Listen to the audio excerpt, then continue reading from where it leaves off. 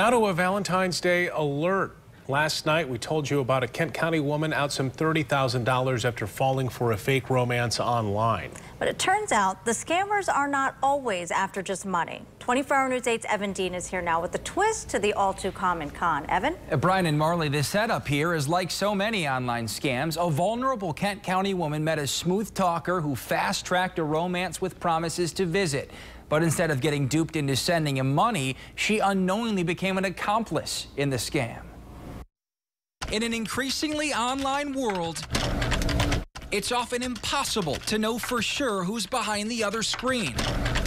A Kent County woman learned that the hard way once sheriff's detectives started looking for her in late 2015. It's a little scary for her that all of a sudden she's got the police and prosecutors and she's getting involved in the criminal justice system. She didn't want to talk with us and was never charged criminally, so we're not naming her. But the woman is in her 50s and developed an online romance with a man who said he was overseas. She eventually let him start shipping packages, jewelry, a cell phone, a laptop, gifts for others, he claimed, to the place she was staying in Caledonia. He said he didn't trust they'd be shipped straight to him, so when she got them, she'd send them off to an address in Nigeria.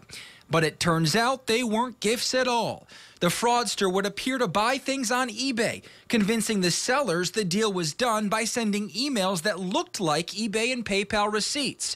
The victims would soon realize they were never actually paid, and it all came to a head when one of them called authorities in Kent County.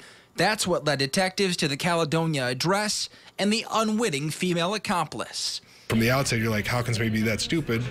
Well, then, unfortunately, people are because they're preyed on their emotions, and that kind of makes you stupid. Investigators determined the woman was not collecting any cash and indeed appeared to have no idea that she was part of the scam.